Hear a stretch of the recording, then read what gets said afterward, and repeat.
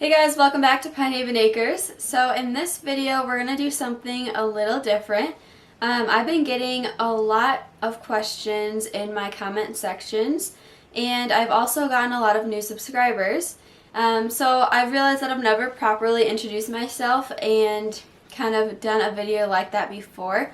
So I thought I'd address that as well as answer some of the questions. And I wanted to make this kind of video a routine in doing maybe once a month or every couple months. So if you guys have any questions for our next Q&A video, please drop them in the comment section of this video, and I'll make sure to talk about them in the next couple videos. So a little introduction. My name is Kjiersten, and I graduated from high school this past spring. I've been homeschooled since I was in 4th grade. Before that, we lived in Illinois. And then when I was about 10 or 11 years old, we moved to central Wisconsin and have been living here ever since. I'm currently living with my parents, and we have 11 acres here. Some of my hobbies include sports. I've been playing soccer and ultimate frisbee for the last couple years. I also played softball for many years. And t-ball through elementary to middle school. And then I also like to do a lot of outdoor activities, camping, fishing. I like to do target practice. This was my first year hunting, and I got a big doe, so I was very excited about that. I also like gardening, doing anything with animals. Designing and building animal enclosures is really fun. Reading, photography, cooking, there's a lot of things. I've had rabbits since I was probably 5 or 6 years old. So basically my whole life I've had rabbits, and they were originally for pets. And then once we moved to Wisconsin, I was doing some research, partly for school, about rabbits in general.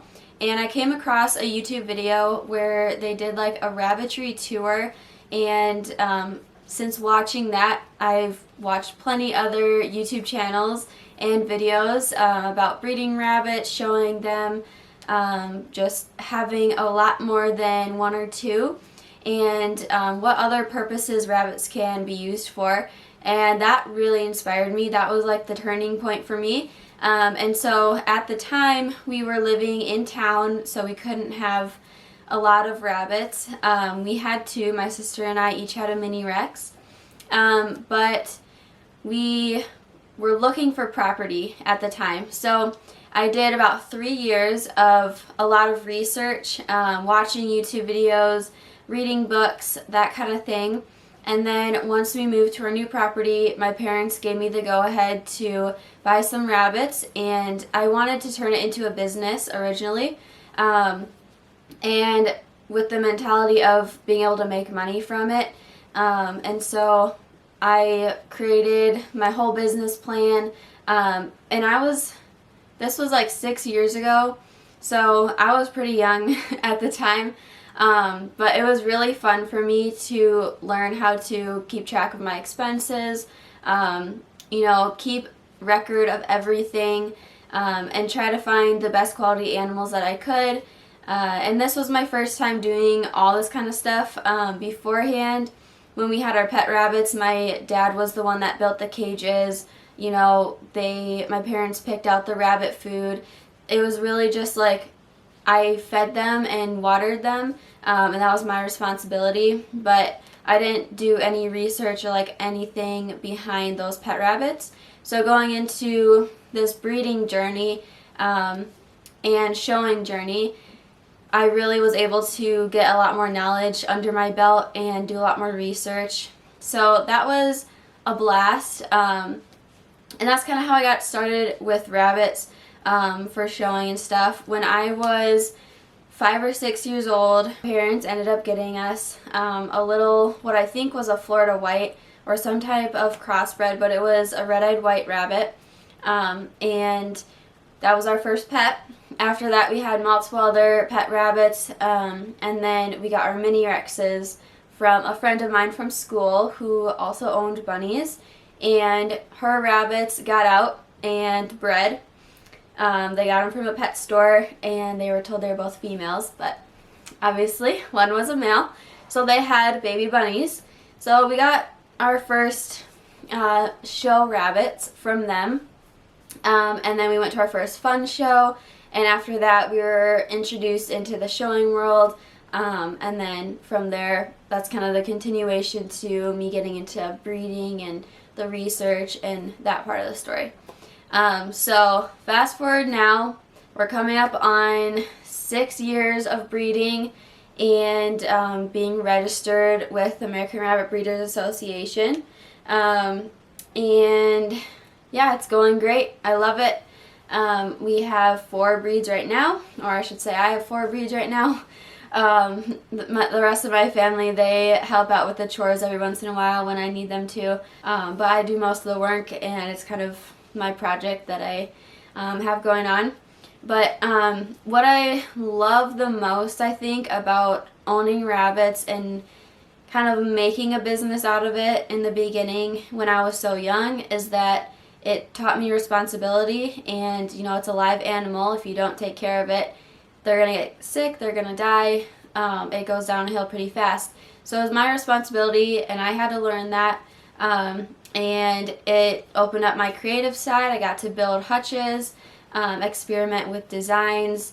I got to do a lot of research and you know, figure things out for myself, because not one person is right about everything. And also the business side of it was very educational for me and kind of carried me throughout different little businesses that I've been able to do during my high school years. And it's probably like the business side and the financial side has been probably the most impactful, like something that I can really take into my adult years. And I think besides that, just learning about animals in general, raising a lot of rabbits opened up the gate for me to raise chickens. We did pigs last year, and I have some fun plans for this year, so stay tuned. I hope to do another video all about that. But I think that's about it for the rabbit journey. That's kind of what it looked like the past 10 years or so, 12 years for me with rabbits, and yeah, that's kind of how I got into it.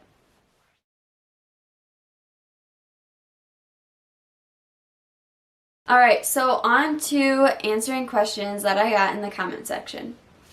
The first question is, what age are the rabbits when I show them? And I have my notebook here to go off of. So, what age do I show them? Well, I show them at all different ages. The youngest that I've shown a rabbit was probably 12 weeks old, and I can tell you the judge did not appreciate that they were so young, because it's hard to tell their development and kind of their potential when they are so young. So I would recommend showing your juniors as close to the end of junior age as you can. If they are 6 to 8 months old, that would be intermediate age range, so younger than 6 months old. So about 4 to 5 months old is ideal if you're showing a junior, and I've had the most success with that, showing them when they're at the end of that class. For the intermediates, that is usually the hot spot. That is like, you want them to be between 6 and 8 months old when you bring them on the show table for the most part. Usually that's when they're in their prime and they do the best. And then for my seniors, which is over 8 months old, I don't really like to show any of my rabbits past like 2.5, 3 years old, because they start to show their age and they lose that conditioning.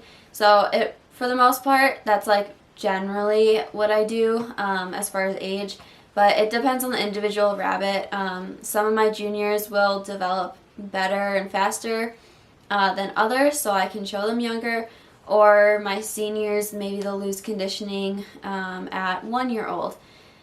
Hopefully that doesn't happen, but if that does, like, I wouldn't probably show them at that age. So it depends on the individual rabbit, but generally I'll show from 4 months old all the way to 2.5 years old. And second question, can I do a video on how I breed for shows? Yes, I can. I think that is a very good suggestion. So I think what would go into this potential video is how I breed for shows, as in like scheduling and planning so that they're a certain age for the show that I want to go to. And a lot of breeders do this especially if there's a big show, like a national show, like a breed national show, so there'd all be silver foxes there. That's a pretty big deal. So I would plan to breed, I'd do like maybe 8 months out so that they are 7 months old by the time of the show. Things like that. We'll cover all of that in the video. So yes, I think that's a very good suggestion, and I will add that to the list of videos to make. Question number 3. At what age do I breed my rabbits? So this question can be controversial. Some breeders will say different things, but for me, I breed my 6th class rabbits, my New Zealand Silver Fox and Cream Argents, at 6 to 7 months old, and it's been great. I haven't noticed anything negative about it. Some people will say if you breed them that young, the mothers, it'll stunt their growth, or they just won't be good mothers. They need more time to develop, things like that. I haven't had an issue, and one benefit that I have seen with breeding them at 6 to 7 months old is that they have less time to store up internal fat than if I had waited until they were a year old to breed them for the first time. But that being said, I won't breed a 6 to 7 month old rabbit if they are not at a good weight for their age. And also it depends on when I want to show them. Usually 6 to 8 months old is the prime time to show them. So depending on the quality of the rabbit, I'll wait until they are 8 to 9 months old to breed them for the first time, because I want to get a few shows in with them and see if I can get them some legs and things like that. But typically 6 to 7 months old is when I personally will breed my 6th class rabbits. Question number 4. Do I preventatively treat for E. caniculi and syphilis, or do I have advice on that? So no, I do not preventatively treat for those things specifically. I do deworm my rabbits twice a year, and I deworm any new rabbit that comes into the rabbitry.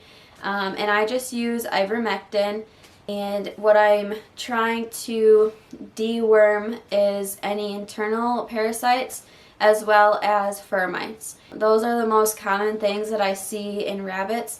But besides that, what I would advise to prevent any kind of disease or illness like that would be just keep your cages clean and maintain a proper diet for your rabbit. That is like the 2 best things that you can do besides, treating with dewormer or anything like that. I've heard other people say that if you continually treat on a regular basis, that if there are any parasites or anything like that inside the rabbit, they'll become immune to the treatment that you are giving them.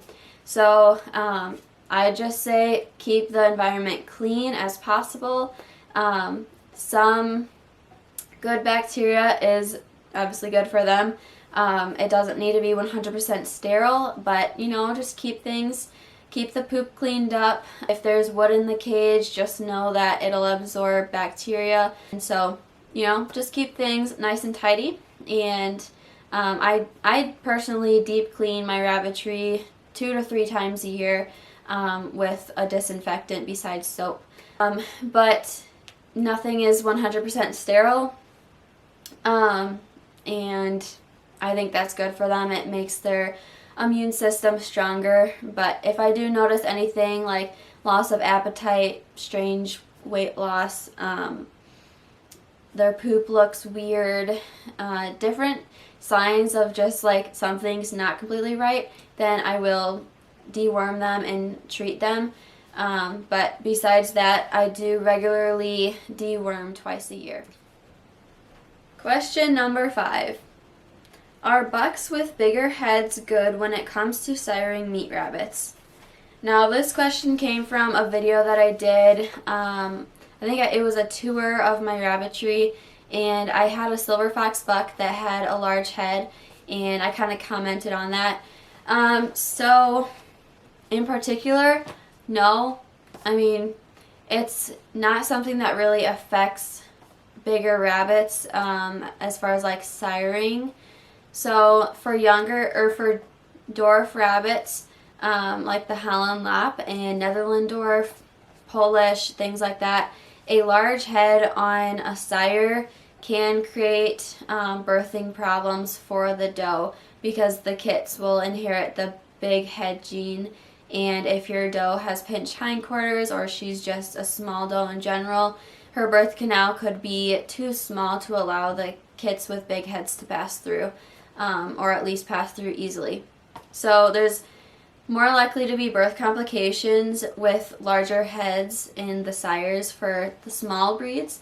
For the 6th class breeds, your regular commercial breeds, it won't be a problem, or at least it shouldn't be a problem. That's another thing that I wanted to touch on in another video is looking for good breeding pairs, what characteristics make a good brood animal, and how to complement your doe to your buck and vice versa. So pinched hindquarters is something that you obviously don't want.